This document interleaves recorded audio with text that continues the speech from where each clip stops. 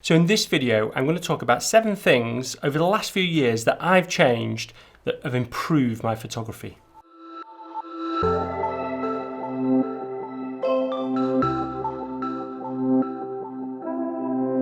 Morning everybody, fantastic to see you all again. I've just come back from the Lake District and we had loads of snow, but it was so windy overnight in my camper van, and it rained and it got rid of all the snow, so I don't think I got any great shots, but it was good to be out and you know, just being there and giving myself a chance was a good idea. Right, the 7 things that I want to talk about that I feel that have made a big difference to my photography. I didn't used to do a lot of these things in the earlier years of my photography, but over time I've changed and improved these things, and they're definitely things that have made big step changes in my photography. Okay, so let's get straight into them, and the first one is all about your camera, which seems pretty obvious, doesn't it? But it's about just understanding your camera and then really forgetting about it. Now obviously you've got to focus on the right point, you've got to understand exposure, you've got to be able to know what lens to use, and all that comes with experience. But I see it all the time when I'm running workshops where people focus too much on the camera and getting the perfect settings, which, don't get me wrong, is important, but then not enough time on the composition. And actually the camera should just be an extension of your arm. It should be something that it's just second nature, that you just know how to get the right exposure, you know where to focus. And they are things that are relatively easy to learn. You know, there's lots of courses out there that can teach you those basics. I've got a masterclass that goes through those basics. I feel that you just need to spend time at home with your camera and understand what all the buttons do, understand how to do an exposure delay, understand how to do an exposure length that's maybe over 30 seconds if your camera doesn't automatically do that. All those little things that might just take a few more minutes in the field are things that you need to know. Now, one of my friends, Morten Hilmer, did a really good video on this. It was related to wildlife photography, but definitely go and have a look at it. I'll link it here. And he says that you've got to do it blindfolded. You've got to be able to operate your camera blindfolded. And although that might seem a little bit extreme, I think it's, you know, his point was really well made, and you know, you want to be concentrating on the composition and be ready for when that light changes, because you might just have 10 seconds and you need to be able to change things on your camera really quickly. So just think about that. Make sure you understand your camera, so when you go into the field, you're spending more time on composition and less time worrying about settings and how to use your camera. Okay, the next one is experimenting, and it's so important to just not get stuck in a rut of doing something, but trying new things. And when I say experiment, it might be experimenting with different compositions, different angles, different positions, different shutter lengths, anything.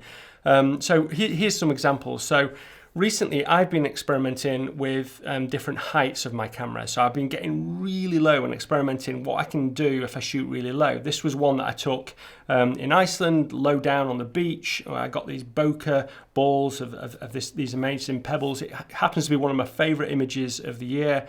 And then here's another one that I took in the oak woodlands in the autumn, and I put my camera, you know, on the floor to take this. I handheld it and I just was experimenting. It turned out really good. And there's 2 reasons why you should experiment. One is that it's fun and it keeps you engaged with the art of photography. But more importantly, it then gives you a bigger arsenal in your creativity, so that when you're looking for compositions, you might look at things in a different way, and so you're going to be more creative. You're going to create something a little bit different, rather than just that classic scene that you might take when you go to a location. You could also be more creative and try something like intentional camera movement, where you move your camera really fast. You know, that's really good fun to do. I got this shot when I was in Harris that really tells the mood, and it's something that I started doing again. I did a long time ago in the film days, but I've started doing again more recently, and I love it now. And I keep trying and experimenting with it in different ways. So if you keep experimenting, then it's going to keep you creative, and it's also going to keep your interest in photography. Okay, the third thing is just keeping everything as simple as possible when it comes to composition. There's lots of compositional rules, there's lots of compositional tips that I've given, as many other photographers on YouTube have given as well, but the most important is simplicity. The best images that you see that grab your attention, especially on Instagram, are the simplest ones. And if you can just keep that composition as simple as possible, it's the best advice that you'll ever given. So if you're not doing that at the moment, just try and change that. Try and change the way you look at a scene. The easiest way to do it is just put a long lens on, like these shots here where I've just cropped in a little bit tighter. This one here from Iceland is probably one of my favourite shots of all time, but it's not the classic shot of Stocksness in Iceland. The usual one is this big pano of the mountain range, but just by going a bit closer, I've created something just a little bit different, and I've created something that's simple. And if you are going with a wide angle lens, so if you're shooting with a wide angle lens, then just have a really simple foreground, have repeating patterns, because quite often what I see is that you see images that people have taken with maybe 20mm, 16mm, but they've got so much in, so many things going on. There's lots of different rock sizes in the foreground, there's mountain ranges, there's trees, and all these things just get overcomplicated. So just by simplifying the scene, you can just create something that's just so much more powerful. Okay, the fourth one is just going out at different times of day. So if you usually go out at sunset, go out at sunrise. If you go out at sunrise, go out at sunset. But also experiment with different times during the day as well, because landscape photography isn't just at sunrise and sunset. Don't get me wrong, some of the best images that I've taken are at sunrise, because I love going out at sunrise, and I'm probably the worst at this. I probably don't change that enough, because by the time it gets to the evening I can't be bothered, and then I always look out my window and I go, oh, I wish I'd gone out, that light's just spectacular, we've got that dark clouds and that golden light, and I'm sat there just looking out the window thinking, feeling sorry for myself usually, thinking I should have gone out. But yeah, you've got to change. If you don't change those things, if you carry on doing sunrises, then you're never going to go and get those amazing sunsets. If you carry on just shooting at the beginning and the end of the day, then you may be missing something in the middle of the day. There's plenty of amazing landscape shots to get out if you just go out at midday. So for instance, this one here, it was an overcast day.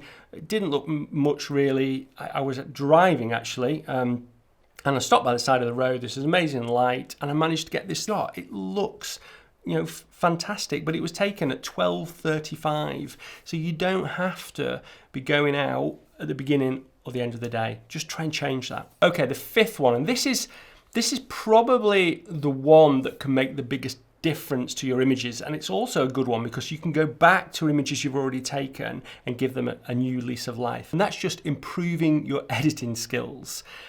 I can't stress how important it is to have really great editing skills.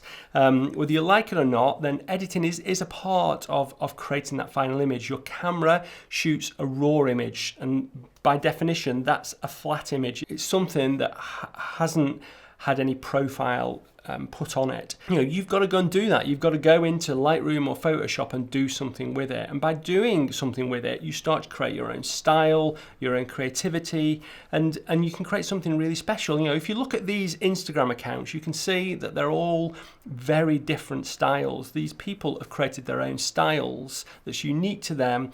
And a lot of that is through their editing, not through just their photography. Ansel Adams used to say that 50% of the work was done in the dark room. Well, it's exactly like that now. It's the light room. So I just wanted to show one of my good friends, Mass's work here. He is probably one of the best editors of photos that I know. But when you see the original images that he started with, they are good. He's got a good composition and the good building blocks, but they're nothing like what he finishes up with. So if you look at this shot here from the Faroe Islands, the raw image looks good. It's good light, it's exposed well, it's got a good composition. But then when you look at the stages he's gone through to get to that final image in Photoshop, then it's transformed it into the style that I know as one of Mass's images. I did an editing challenge. I'll link the video here of, I think 1,000 people edited my photo, and everyone came up with different results. You can do so many different and creative things when you edit. So just go and hone your skills editing. When you're not out shooting, just try different things. Okay, number 6 is just go out and shoot as often as you can. So whether that's shooting in your garden, on the walk with your dog, wherever, just shoot as often as you can, because just going out and using your camera, trying to find compositions will make such a big difference to your photography. This image here was a good example of a shot that I took last winter when I was shooting these sheep. I was on a workshop and I got these streaks of snow coming through, and that reminded me of shots that I used to do in my film when I experimented with rain. So when it was raining, I went out and I experimented until I got the right shutter speed for the rain coming down, and I managed to get this shot, which I really like. But I could have easily just not gone out on this day because it was throwing it down with rain. It just looked dull and overcast. But by just going out and experimenting, I managed to get something a little bit different. And I feel that the only way that you can improve is just going out and looking for compositions and then trying to photograph those compositions, or try different settings on your camera. It'll just make such a big difference to your photography. If you just sit inside hoping to get better, or if you just sit watching YouTube videos like this, then that's not going to improve your photography. You've got to go out and shoot. So stop watching this video. Well, maybe not this one. Don't watch another one after this, and go out and shoot. Okay, on to the final thing, which is the 7th thing, and that is find a group of friends, or have a group of friends that you go and shoot with, or at least you share your photos with. Now, that might be something like a photo club or a camera club or something like that. And I'm not saying so much the competitions in camera clubs, because I'm not sure that they're good, but what you want is a group of friends that you can trust that will give you feedback on your photos. Because sometimes it's hard to know why a photo is good and why a photo is bad. And what you want to do is try and get a little bit better at understanding why something's good and why something's bad. If you can do that, then that's going to change your photography. It's going to make a step change to your photography and improve your photography. So just try, get 3 photos each, maybe do it on Zoom and just critique them. You've got to trust the people that are going to give you some reasonable advice, and you don't have to take all that advice, because at the end of the day, if you like a photo, that's all that matters. But knowing why you like it and knowing why you might not like it can really help your photography.